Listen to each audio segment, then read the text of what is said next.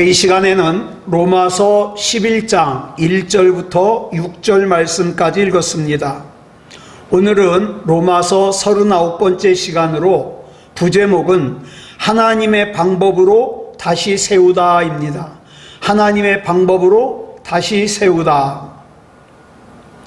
하나님께서 선지자들을 통하여서 이스라엘 백성에게 너희들은 믿음다운 믿음을 가져야 된다. 서로 사랑해야 된다. 우상을 섬기면 안 된다. 하나님을 만홀히 여기면 안 된다. 다른 사람을 실족시키면 안 된다. 죄를 지었으면 반드시 회개를 해야 된다. 계속 말씀해 주셨어요. 그런데 이스라엘 백성이 선지자를 통하여서 주시는 그 하나님의 말씀에 듣기만 할 뿐 순종하지 않는 거예요. 아니, 오히려 자기가 듣기에 불편한 하나님의 말씀을 전하면 그 말씀을 외면하고 배척하고 조롱하고 비난했어요. 심지어는 하나님의 말씀을 전하는 선지자를 때려 죽였습니다. 그래서 로마서 11장은 바울의 질문과 그 답으로 시작을 하고 있습니다. 자, 로마서 11장 1절 줄친 것만 읽겠습니다. 시작. 그러므로 내가 말하노니 하나님이 자기 백성을 버리셨느냐? 그럴 수 없느니라. 자, 여기 나오는 이 바울의 질문이 뭡니까? 뭘 의미합니까? 만약에 하나님께서 나와 같은 인간이라면 그런 이스라엘 백성 분명히 버렸을 거야. 그 뜻이에요. 여러분, 하나님께서 이스라엘 백성을 얼마나 사랑하셨습니까? 자기 독생자인 예수 그리스도를 십자가에 내주실 정도로 사랑하셨어요. 그렇다면 하나님께서 이스라엘 백성을 이렇게 사랑하시고 하나님의 백성으로 택해 주신 이유가 뭐냐 이 말이에요.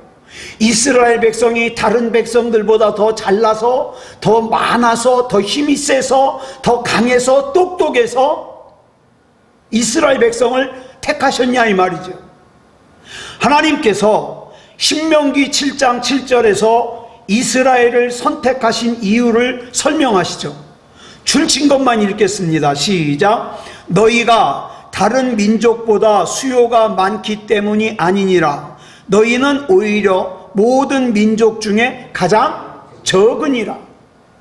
오히려 너희가 가장 별 볼 일 없는 민족이었기 때문에 하나님께서 무조건적인 긍휼을 베풀어서 하나님의 백성으로 삼아 주셨다 이 말이에요. 그래서 애굽에서 종살이하던 이스라엘 백성을 출애굽시켜 주시고, 홍해 앞에서 홍해를 열어주시고, 광야에서 만나를 먹여주시고, 구름기둥 불기둥으로 인도해 주시고, 가나안 땅을 그 이스라엘 백성에게 주셨습니다. 그리고 그 이스라엘 백성에게 영원한 생명을 허락하시려고 하나님의 독생자 아들 예수 그리스도를 십자가에서 처참하게 죽게까지 하면서 구원을 선물로 주셨습니다. 그런데 그런 사랑을 입은 이스라엘 백성이 어떻게 했어요? 하나님을 대적했어요. 우리가 간혹 가다 보면 그런 사람 만날 때가 있어요. 내가 사랑을 베풀었는데 배신을 해요. 오히려 나를 미워해요. 나에게 없는 소문을 만들어내요. 눈을 흘겨요. 자, 이스라엘 백성이 어떻게 했느냐? 하나님께서 그렇게 사랑하셨음에도 불구하고 복음을 전하는 사람들을 핍박하고 조롱했습니다. 이런 상황에서 사람이 이런 상황을 당했다면 그 배신한 사람을 버리고 아마 무섭게 복수했을 거예요. 그런데 본문 1절을 보면 바울이 뭐라고 질문을 하고 또 뭐라고 자기가 대답을 해요? 같이 줄친 것만 읽겠습니다. 시작. 하나님이 자기 백성을 버리셨느냐? 그럴 수 없느니라. 그런데 사실은 이 말씀이 헬라어 성경을 제대로 번역한 게 아니에요. 여기서 그럴 수 없느니라로 번역된 헬라어가 뭐냐? 메게노이토예요. 메게노이토. 이건 뭐라고 해석해야 되느냐? 절대로가 들어가야 돼요.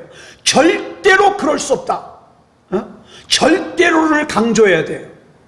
즉 하나님께서 자기 백성이 자기를 버리고 배신했다 그래서 그들을 똑같이 버리고 그들에게 복수한다는 것은 절대로 있을 수 없는 일이라는 거죠. 강조하는 거예요.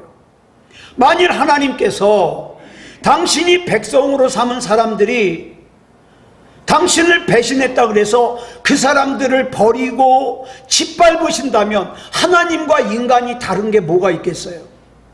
예? 하다못해 예수 믿는 사람과 예수 안 믿는 사람이라도 달라야 돼요. 그죠? 예수 안 믿는 사람은 자기에게 잘해주는 사람에게 잘하잖아요. 그런데 예수님께서 우리 예수님을 믿고 예수님을 따라가는 우리에게는 뭐라 그랬어요? 원수도 사랑하라 그랬잖아요. 네. 그러니 하물며 하나님과 인간이 다르죠. 하나님께서는 자기를 배반하고 오히려 하나님을 무시하고 해코지하는 이스라엘 백성을 버리기는커녕 오히려 하나님의 방법으로 바로 세우고 반드시 하나님께로 다시 돌아오도록 역사해 주셨어요. 여러분 요나서 읽어봤죠? 하나님께서 요나를 사랑하셔서 선지자로 세워주셨어요. 그리고 요나에게 하나님의 말씀을 주셨어요. 무슨 말씀을 주셨냐? 저 니느웨로 가서 저 니느웨 사람들에게 빨리 회개하라 그래라. 이 말씀을 주셨어요. 여러분 하나님께서 하나님의 말씀을 주신다는 자체가 하나님의 사랑이에요. 여러분 우리가 설교를 듣거나 성경을 읽을 때 아무나 그 말씀이 내 가슴에 와서 레마의 말씀이 되는 게 아니에요. 하나님이 사랑하는 사람, 하나님이 사랑하는 사람은 설교를 듣다가 은혜를 받습니다. 하나님이 사랑하는 사람은 성경을 읽다가 은혜를 받아요. 왜? 하나님의 말씀을 내 안에 주신다는 자체가 뭐다? 하나님이 나를 사랑하신다는 뜻이기 때문에. 그런데 그렇게 하나님의 말씀을 받아서 하나님의 사랑을 받은 요나가 자기가 가야 할 니느웨로 가지 않고 반대 방향인 다시스로 갔습니다. 이건 분명히 불순종이에요. 배신이에요. 그런데 하나님께서는 그런 요나를 벌하지 아니하시고 하나님의 방법으로 강권적으로 붙드심으로써 어떻게 해요? 요나를 바로 세우십니다. 야곱에게는 12명의 아들이 있었습니다. 그 중에 11번째 아들이 요셉이에요. 우리가 성경을 읽으면서 요셉의 좋은 면만 보니까 그렇죠. 참 요셉의 안 좋은 면도 있어요. 왜냐하면 이 아버지 야곱이 이 12아들 가운데 특히 요셉을 편애를 했어요. 그래가지고 막 나머지 이복 형들은요 아무 옷이나 싸구려 사다 입히고 이 요셉에게만 채색옷, 이거는 귀족들이 입고 왕자가 입는 그런 옷을 갖다가 입혔어요. 그러면 행동이라도 잘해야 되는데 아이 요셉이 형들을 갖다가 요거 지켜보다가 형들이 조금만 잘못하면 쪼르르 달려가가지고 아버지한테 고자질하네. 그러니까 요셉 자체는 참 별 볼 일 없는 사람이었어요. 그런데 하나님께서 그런 요셉을 갖다가 치밀한 방법으로 연단하셔서 어떻게 해요? 다른 사람들을 구원하시는 하나님의 도구로 사용하셔요. 바울이 하나님께서 자기 백성을 버리지 않는 분이라고 어떻게 이렇게 자신 있게 얘기할 수 있을까요? 이유가 있어요. 바울 자신이 그 하나님의 사랑을 직접 체험했거든요. 바울이 옛날 사울일 때 무슨 일을 저질렀어요? 예수 믿는 사람들 붙잡아다가 가두고 죽이고 그랬잖아요. 그러니까 자기 옛날에 그 자기 자신이 당연히 하나님께서 버려야 돼요. 그렇게 악한 자기를 짓밟아야 돼요. 그 정도로 죄악된 삶을 살았던 자기임에도 불구하고 하나님께서 어떻게 해요? 하나님의 방법으로 자기를 세워주셔서 지금 어떻게 해요? 복음을 전하게 만들었잖아요. 은혜를 직접 체험하게 만들었잖아요. 자, 본문 1절 하반절 줄친 것만 다시 읽겠습니다. 시작. 나도 이스라엘이니요 아브라함의 씨에서 난 자요 베냐민 지파라. 지금 여기 보면 바울이 자기를 세 가지로 소개하고 있어요. 우선 자기를 뭐라고 소개하느냐? 이스라엘인이다. 자기를 이스라엘인이라고 소개하는 것은 무슨 뜻이냐? 나도 하나님의 특별한 사랑을 받는 민족이다 이 말이에요. 이스라엘이라는 뜻이 뭐예요? 이스라엘, 하나님과 겨루어 이겼다는 뜻이에요. 아니, 사람이 어떻게 하나님을 이겨요? 그런데 하나님께서 어떻게 해요? 져주셨다는 뜻이에요. 져주셨다. 하나님께서 져주시면서까지 사랑을 베풀어 주신 민족이 뭐 어디예요? 이스라엘이에요. 그런데 그 이스라엘 민족이다 이 말이에요. 또 바울이 자기를 뭐라고 소개하느냐? 나는 아브라함의 씨다. 아브라함은 믿음의 조상이잖아요. 난 믿음의 조상의 후손이다 이 말이에요. 게다가 세 번째로는 베냐민 지파다. 이 베냐민 지파는요, 이스라엘의 첫 번째 왕인 사울 왕을 배출한 명문 지파예요. 자, 그러면 이렇게 막강한 아주 좋은 배경을 둔 사람이라면 하나님을 잘 믿었겠습니까? 안 믿었겠습니까? 하나님께 충성했겠어요? 안 했겠어요? 충성했겠죠. 바울 충성했어요. 그런데 문제가 있어요. 자기는 하나님께 충성한다고 생각했지만 실제로는 하나님의 아들 예수 그리스도를 핍박하는 일을 했잖아요. 그래서 다메섹으로 가던 길에 예수님께서 사울아 사울아 부르시니까 사울이 주여 계십니까? 그랬더니 뭐라고 대답하셔요? 나는 네가 박해하는 예수다.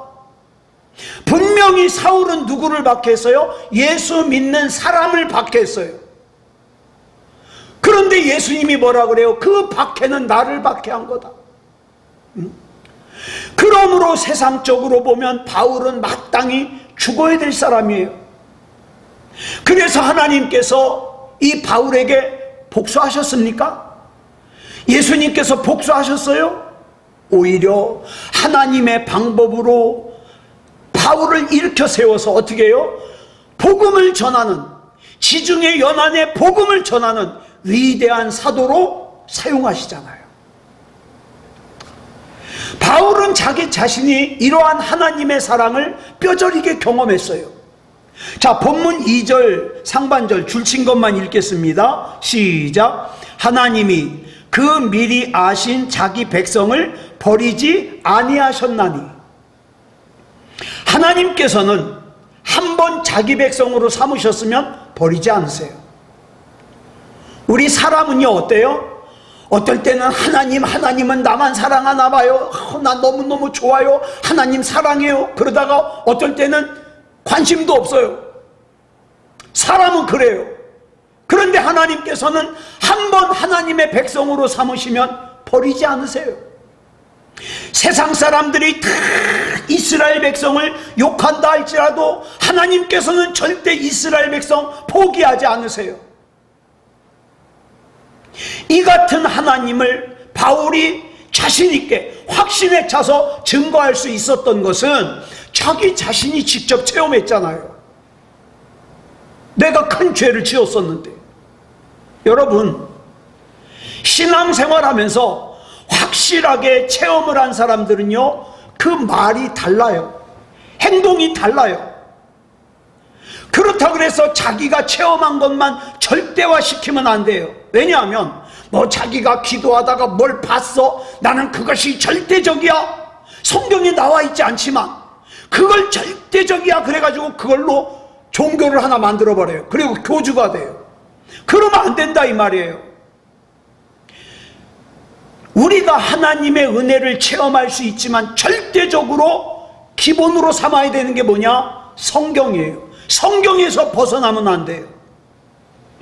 그래서 바울은 본문 1절에서 자기의 체험을 갖다가 자신 있게 얘기를 해요. 그런데 바울은 자기가 체험한 것만 절대화시킨 게 아니라 다시 성경으로 돌아가서 성경 말씀을 인용해 가지고 자기가 체험한 것이 성경적이라는 걸 설명을 해요.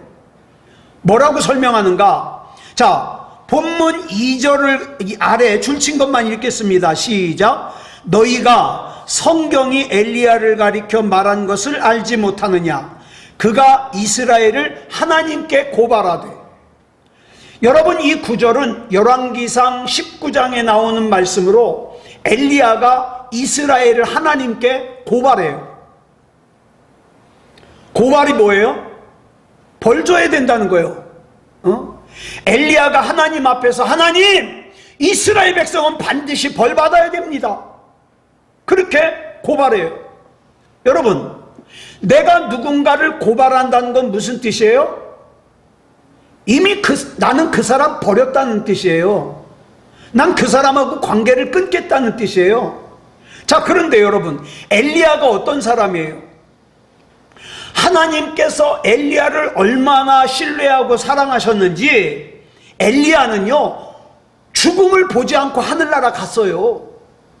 여러분, 죽지 않고 하나님의 나라 갔다. 대단한 거 아니에요? 성경에 보면 죽지 않고 하나님 나라 간 사람이 세 사람 있어요. 누구예요? 에녹, 엘리야, 예수님. 세 사람이에요. 이런 엘리야가 자기 마음속에서 이스라엘 백성을 버렸어요. 하나님, 쟤네들 벌 주셔야 돼요. 그리고 세상 법정도 아닌 심판자이신 하나님 앞에 고발을 했네요. 엘리야가 하나님 앞에서 이스라엘 백성을 고발했다는 것은 엘리야가 생각하기에 저 이스라엘 백성은 절대로 용서받을 자격이 없는 사람들이라는 뜻이에요. 도대체 이스라엘 백성이 뭘 그렇게 잘못했길래 천하의 그 엘리야 선지자가 자기 마음에서 이스라엘 백성을 버려버리고 하나님 앞에 고발할까요? 본문 3절 보면 나와요. 시작. 주여, 그들이 주의 선지자들을 죽였으며 주의 제단들을 헐어버렸고 나만 남았는데 내 목숨도 찼나이다 하니. 엘리야가 자기 마음속에서 이스라엘 백성을 버려버린 첫 번째 이유가 뭐냐? 그 이스라엘 백성이 주의 선지자들을 죽였어요. 엘리야가 활동할 당시에 이스라엘의 왕이 누구냐? 아합 왕이잖아요. 여러분, 이 아합 왕은요, 이스라엘 역사상 가장 이스라엘이 영적으로 타락했을 때예요. 그래서 하나님께서 많은 선지자들을 보내셨는데 이스라엘 백성들이 끊임없이 하나님께서 보내신 선지자들을 죽여요. 하나님의 말씀을 듣기 싫어하는 거예요. 그래서 엘리야가 생각하기를 이 이스라엘 백성은 패역한 민족이다. 용서받을 수 없다. 그래서 버린 거예요. 그 다음 엘리야가 자기 마음속에서 이스라엘 백성을 버린 두 번째 이유는 주의 제단을 다 허물어 버렸어요. 그리고 어떡합니까? 이스라엘 백성과 그 다음에 왕 아합이 뭘 섬겨요? 바알과 아세라를 섬겨요. 우상을 섬겨요. 그 다음에 엘리야가 자기 마음속에서 이스라엘을 버린 세 번째 이유가 뭐냐? 하나님을 경외하며 신앙을 지키는 사람 중에 엘리야 자기 혼자 남았는데 이제 혼자 남은 자기까지도 죽이려고 그러는 거예요. 네. 여러분, 그런 사람 있잖아요. 교회 안에서 이 사람 저 사람 상처 주는 사람. 네. 그러면 어떡합니까? 하나님 앞에 고발하잖아요. 하나님, 아무개 좀 말려주세요. 더 이상 다른 사람 힘들지 않게 좀 말려주세요. 기도하잖아요. 그게 뭐예요? 하나님께 고발하는 거예요. 그런데 이렇게 이스라엘 백성을 고발하는 엘리야에게 하나님께서 하신 대답이 뭐냐? 본문 4절 보겠습니다. 시작. 그에게 하신 대답이 무엇이냐? 내가 나를 위하여 바알에게 무릎을 꿇지 아니한 사람 7,000명을 남겨두었다 하셨으니, 엘리야는 이 땅에서 하나님 똑바로 믿는 사람은 나밖에 안 남았다고 생각했는데, 그래서 이제 이스라엘 백성이 나마저 죽이면 이제 제대로 신앙생활하는 사람 한 사람도 없는데 이렇게 생각했는데, 하나님께서 엘리야에게 말씀하시기를 뭐라 그래요? 아니다, 네가 7,001번째다. 왜? 이미 7,000명이 있거든요. 예? 바알에게 무릎 꿇지 아니한. 엘리야가 볼 때에는 다른 사람들은 다 심판받아 마땅한 사람이었어요. 예? 다 신앙생활을 잘못하고 있고 믿음다운 믿음이 아니고 죄인들의 집단이고, 도대체 저 신앙이 구원받을 수 있을까? 이런 생각이 들고, 다른 사람 신앙은 다 가짜 같아요. 그래서 엘리야는 그런 이스라엘 백성을 하나님께서 심판하셔야 된다고 고발하는 거예요. 그런데 그 고발을 들으신 하나님께서 뭐라고 말씀하시냐? 아니야, 7,000명 있어. 네가 7,001번, 1번이야, 7,001번. 그러면 이 7,000명은 어떻게 구원받았는가? 이 7,000명 역시 하나님의 일방적인 은혜로 구원받았습니다. 자, 본문 5절 보겠습니다. 시작. 그런즉 이와 같이 지금도 은혜로 택하심을 따라 남은 자가 있느니라. 이 세상이 다 멸함을 받는다 할지라도 하나님의 은총으로 구원받는 사람이 반드시 있다.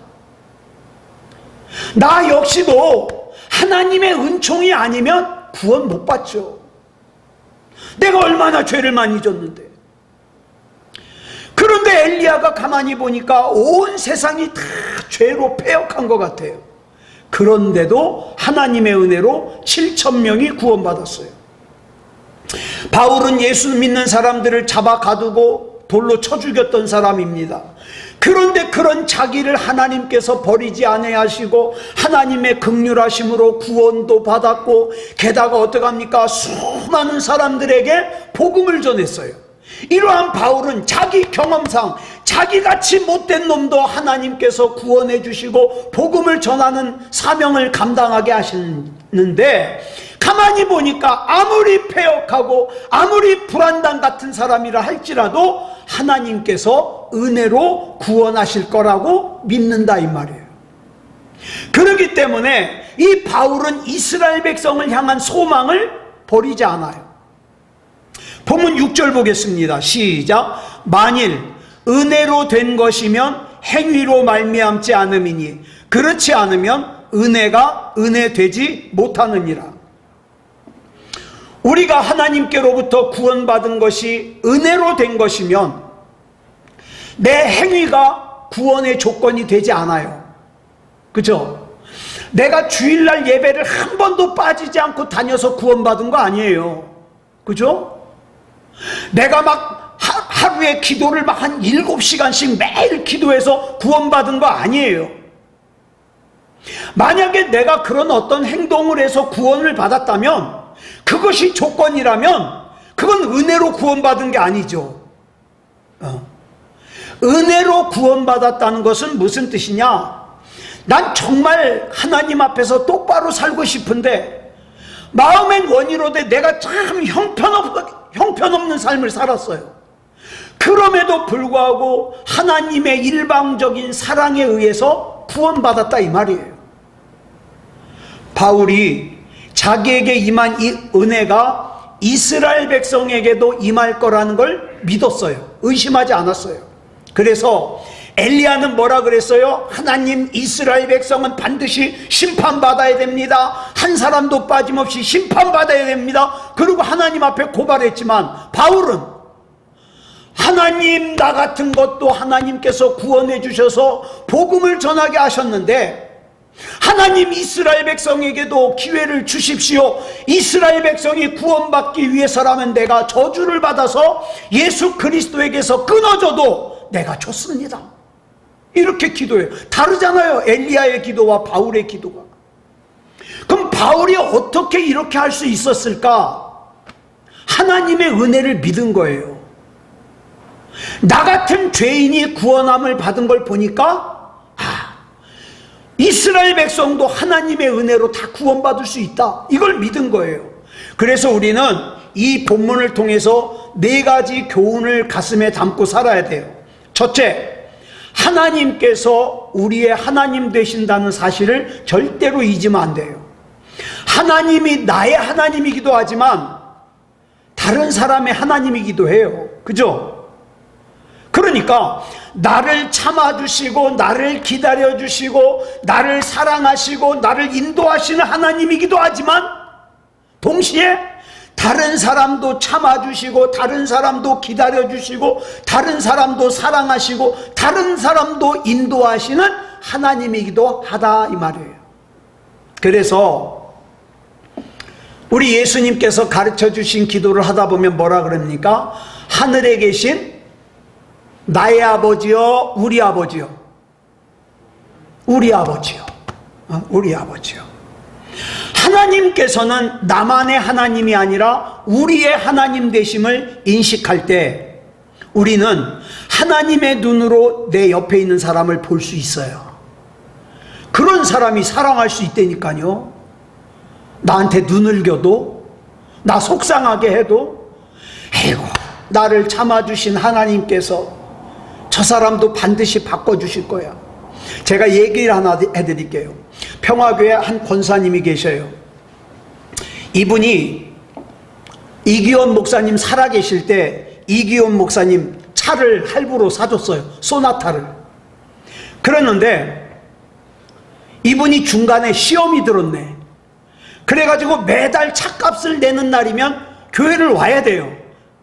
그때는 뭐 이렇게 온라인으로 하는 게 없었어요. 돈 갖다가 넣어야 돼요.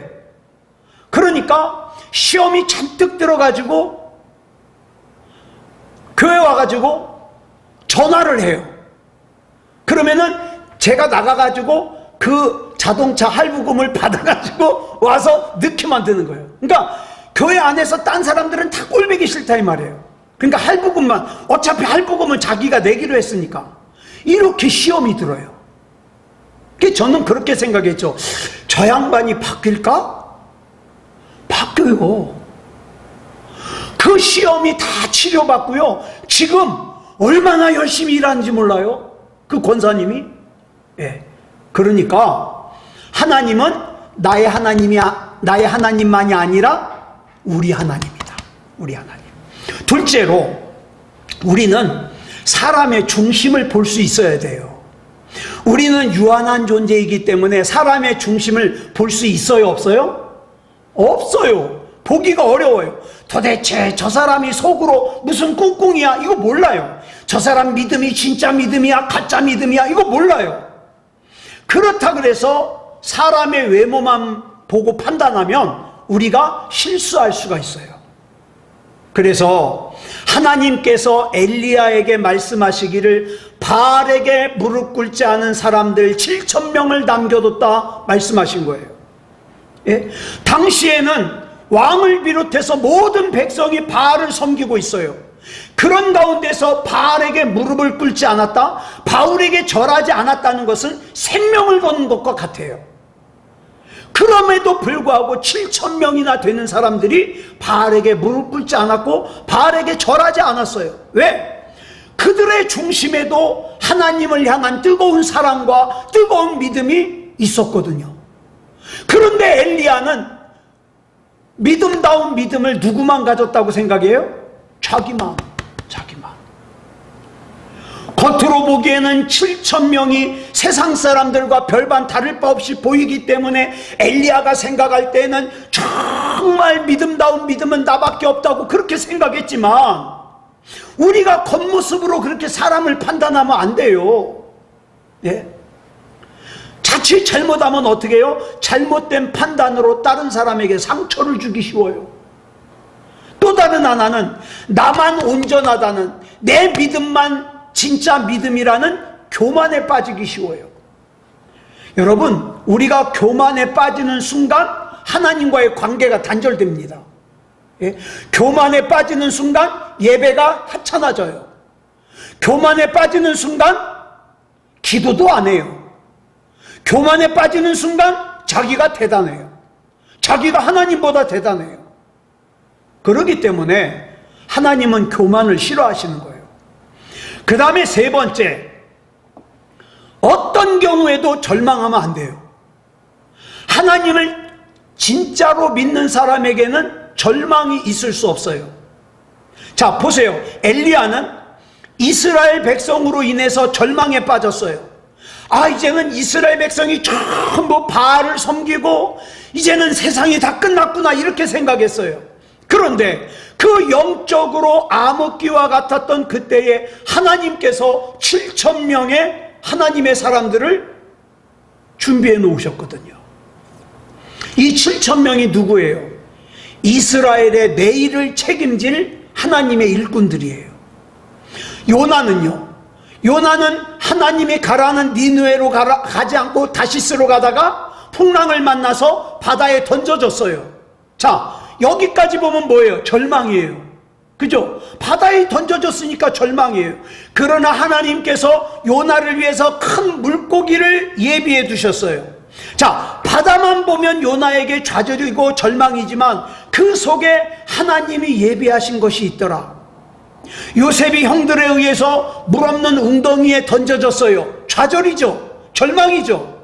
또 그 형들에 의해서 종으로 팔려갔어요. 좌절이죠. 절망이죠.